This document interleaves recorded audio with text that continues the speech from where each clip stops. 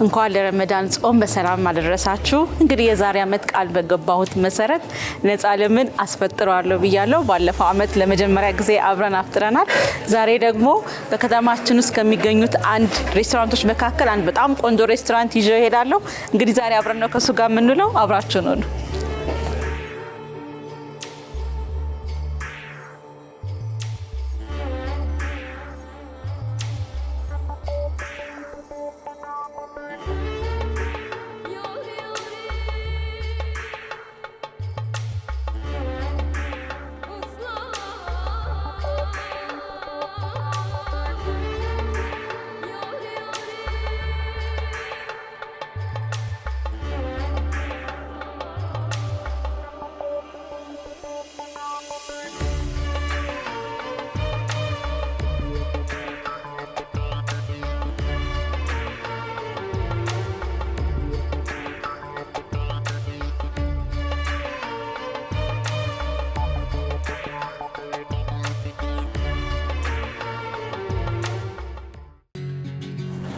እሺ እንግዲህ ተመልካቾች ከቤኪ ጋር ነው ያለሁት።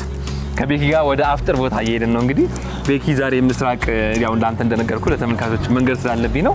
ምስራቅ አንድ አፍጥር ልትጋብዘኝ ልታስፈጥረኝ ወይ ሁሌ በየአመቱ ስለምታስፈጥረኝ ማለት ነው ወደዛ እየሄድን ያለ ነው። እንግዲህ እየተጣደፍን ያለ ነው። ልክ አፍጥር ሰዓት እየደረሰ ነው።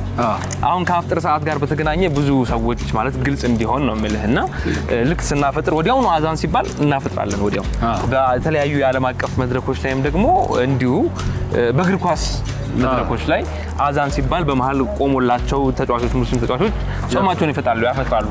ይሄንን ነገር ያው ከኔ የተሻለ እምነቱ ላይ ሙቀት አለ ብዬ እንዴት እንደሆነ ለተመልካቾች በደንብ እስቲ አስረዳን አብራራለን።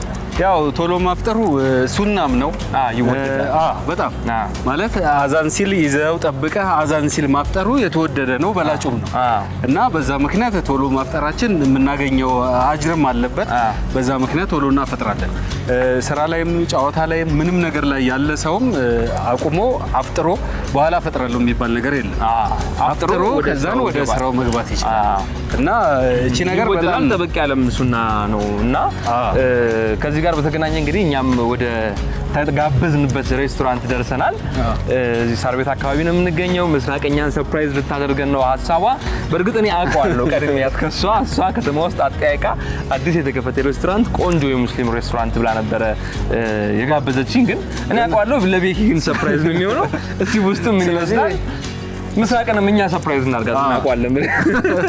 ደስ ይላል። ተከታተሉን።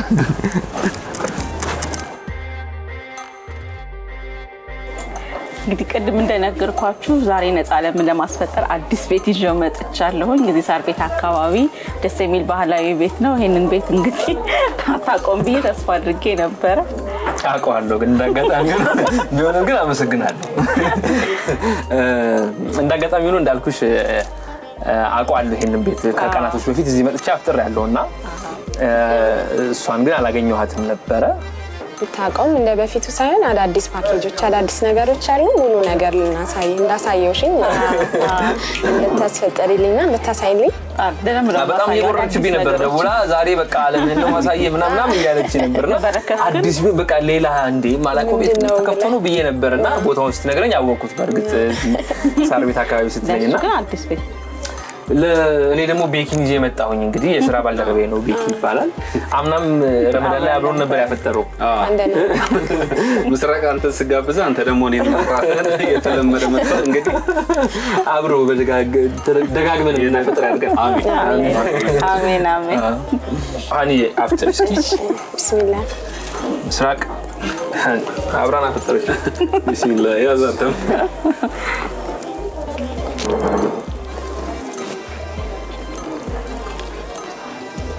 ሶስት ነው ሱናው ያየ በቃኛ ሰግደን እንምጣ። ስለዚህ አንቺ ተምርሽን እስከዛ ጨርሾ ተብቃለሽ። እንስገዳ እንስገዳ።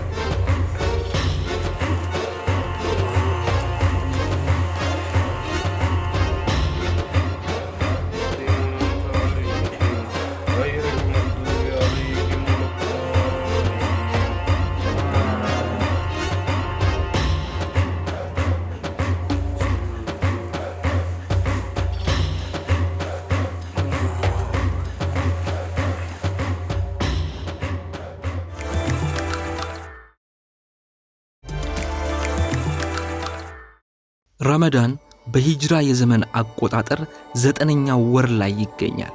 ይህ የተቀደሰው የረመዳን ወር ቁርአን ለነብዩ ሰለላሁ ዐለይሂ ወሰለም የወረደበትም ወር ነው። ሙስሊሞች ልባቸውን ለማጥራት ምህረትን ለመጠየቅና በበጎ ሥራዎች ላይ ለመሰማራት ከየትኛውም ጊዜ በበለጠ የሚጥሩበት መንፈሳዊነት ከፍ የሚልበት ልዩ የኢባዳ ጊዜ ነው። በዓለም ዙሪያ በቢሊዮኖች የሚቆጠሩ ሙስሊሞች ከአላህ ሱብሓነሁ ወተዓላ ግዴታ በተደረገባቸው መሠረት ረመዳንን ሙሉውን ወር በመጾም ያሳልፋሉ። ወቅቱ ከፈጅር ጀምሮ ወይም የንጋት ፀሐይ ከመውጣቷ አስቀድሞ እስከ ፀሐይ መግቢያ ወይም መግሪብ ድረስ በጾም በጸሎት ምጽዋትን በመስጠት ራስን ከብዙ ነገሮች በመቆጠብና ጊዜን ለአላህ ብቻ በመስጠት በኢባዳ ወሩንና ቀኑን ሙሉ የምናሳልፍበት ልዩ ወር ነው።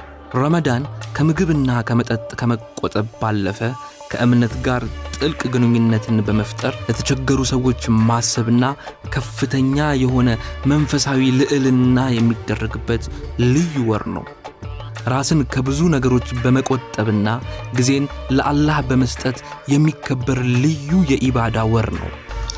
ረመዳን ከምግብና ከመጠጥ ከመቆጠብ ባለፈ ከእምነት ጋር ጥልቅ ግንኙነትን መፍጠር፣ ለተቸገሩ ሰዎች ማሰብን ማጎልበትንና አንድነትን ማጠናከሪያም ነው። በመንፈሳዊ እድገት በጸሎት እና ቁርአንን በመቅራት ከአላህ ጋር ያለንን ግንኙነት ማጠናከር በዚህ ወር እጅግ አስፈላጊው የኢባዳ ተግባር ነው። ራስን መግዛት፣ በጎ ማድረግ፣ ለምስኪኖች ማካፈል፣ ከአካላዊ ፍላጎቶችና ከአሉታዊ ባህሪያት ራስን መግዛትንም መለማመድ የሙስሊሞች ግዴታ ነው። በዚህ በተከበረው የረመዳን ወር ሁሉም በጎ ሥራዎች በ70 እጥፍ ደረጃ ከፍ ይላሉ። መጾም በሁሉም የእስልምና እምነት ተከታዮች ላይ ግዴታ ሆኖ የተቀመጠ ሲሆን ግዴታ የማይሆንባቸው ሙስሊሞች ደግሞ የሚከተሉት ናቸው። ልጆች ወይም ለቅድመ ጉርምስና ያልደረሱ፣ መጾም የማይችሉ አረጋውያን፣ እርጉዝ ሴቶች፣ ጡት በማጥባት ወይም በወር አበባ ላይ ያሉ ሴቶች፣ በጣም ረጅም ጉዞዎችን የሚጓዙ ተጓዦች ወይም ሙሳፊሮች፣ ጾም ጎጂ ሊሆንባቸው የሚችልባቸው የጤና ችግር ያለባቸው ሰዎች፣ እንዲሁም ሌሎችም የእስልምና እምነትን የሚከተሉ ሰዎች በጊዜያዊነት መጾም ካልቻሉ ያመለጣቸውን ቀናት ማካካስና መጾም ግዴታ አለባቸው።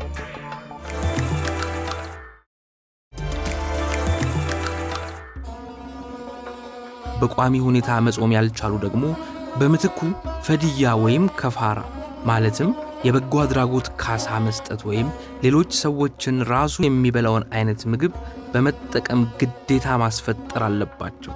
ይህ የሆነበት ምክንያት ደግሞ አላህ ለምስኪኖች በማሰብ እንደሆነ በእስልምና አስተምህሮት ላይ ይገለጻል። የረመዳን ጾም ዋነኛው ሐሳብ ከምግብ ከመራቅ ባለፈ አላህን ለማስታወስና ራስን ካለፈው ጥፋት ማደሻ እንዲሁም ደግሞ ለወደፊት ስንቅ መያዣ መሆኑ በእስልምና አስተምህሮት ላይ ይገለጻል። በነቢዩ ሙሐመድ ሰለላሁ ዐለይሂ ወሰለም ሱና መሠረት ጾም በቴምርና በውሃ ይፈጠራል። በረመዳን ጣፋጭ ምግቦች ልዩ ናቸው። ይህ የሆነበት ምክንያቱም ጣፋጭ የሆነውን የጾም አጅር ወይም ምንዳ የአብሮነት መንፈስን ለማመላከትና ተምሳሌቱን ለማሳየት ነው። በዚህ በረመዳን ወር ውስጥ እጅግ ልዩ ስፍራ የሚሰጣቸው የመጨረሻዎቹ 10 ቀናት ናቸው። የረመዳን የመጨረሻዎቹ 10 ቀናት ከእሳት መውጫ ቀናት በመባል ይታወቃል። ለይለተል ቀድር ለይለተል ቀድርን መፈለግ ከጀሃነም እሳት ነፃ መውጣት የሚባል ሲሆን ብዙ ኢባዳዎችን ማብዛት፣ ተሐጁድ ወይም የሌሊት ሰላትን መስገድ፣ ኢዕቲካፍ መግባት ወይም በመስጊድ ውስጥ 10ቱ ቀናትን ማሳለፍና ብዙ ምጽዋትን መስጠት የመጨረሻዎቹ 10 ምሽቶች በጣም የተባረኩ ተደርገው ይወሰዳሉ። ይህም የሌሊተል ቀድር ያለው ታላቅ ምንዳ የሚጠበቅበት ምሽት በመሆኑ እንዳለ ሆኖ አላህ ቀኑን የቱ እንደሆነ ያልገለጸበት ምክንያትን ሙስሊም ምሁራን ሲገልጹትም ያችን ቀን ብቻ እሱን በማምለክ እንዳንገደብና ሌሎቹን ቀናቶች ከኢባዳ እንዳንዘናጋ ነው ይላሉ። ለይለተል ቀድር ላይ አላህ ምህረቶችን ለሚለምኑት ሁሉ በቀጥታ ምህረትን ይሰጣል። ለይለቱል ቀድር ጥፋታችንንና ስህተታችንን የምናስብበት ወደ አላህ ሱብሓነሁ ወተዓላ ምህረትን የምንለምንበት ምግባራችንን ለማሻሻልና ስህተቶቻችንን የምናስብበት እንዲሁም ለጥፋቶቻችን ምህረትን የምንለማመንበት ምግባራችንን ለማሻሻልና ወደ ኃጢአታችን ከመመለስ የምንቆጠብበት ታላቅ ቀናቶች ናቸው። የረመዳን ጾም ጥቅም ከመንፈሳዊነት በተጨማሪም በሳይንስ የተረጋገጠ በርካታ ጥቅሞች እንዳሉት ይነገራል። የአንጎል ስራን በመጨመር ጭንቅላት ውስጥ የሚገኙ መርዛማ ንጥረ ነገሮችን ያስወግዳል። የደም ግፊትንና ኮሌስትሮልን ይቀንሳል። ስብን በማቃጠል ክብደትን ለመቀነስ ይረዳል። እነዚህና ሌሎችም በርካታ ሳይንሳዊ ጥቅሞች እንዳሉት ብዙ የሳይንስ ምሁራን በተለያዩ ጥናቶች አስፍረዋል። ረመዳን ለሰውነትና ለነፍስ ጠቃሚ ነው። ጤናማ አመጋገብን ከበጎ አድራጎት ተግባራት እንዲሁም ሌሎችን መመገብ ጋር ሲጣመሩ ነፍስን እርካታ፣ ስጋን በጤንነት ማበስ ያስችላል። ስለተከበረው የረመዳን ወር ኢብኑል ጀውዚ የተባሉ ታላቅ ዓሊም እንዲህ ይላሉ። በአላህ ይሁንብኝ የቀብር ሰዎች አንዲትን ምኞት ተመኙ ቢባሉ ኖሮ ከረመዳን አንዲትን ቀን ማግኘትን ይመኙ ነበር ብለዋል። ለመላው የእስልምና እምነት ተከታዮች በሙሉ መልካም የረመዳን የጾም ወቅት እንዲሆንላችሁ እየተመኘን ከጾሙ የምትጠቀሙና አላህ ጾማቸውን ከወደደላቸው ጋር ይቀበላችሁ ዘንድ መልካም ምኞታችን ነው።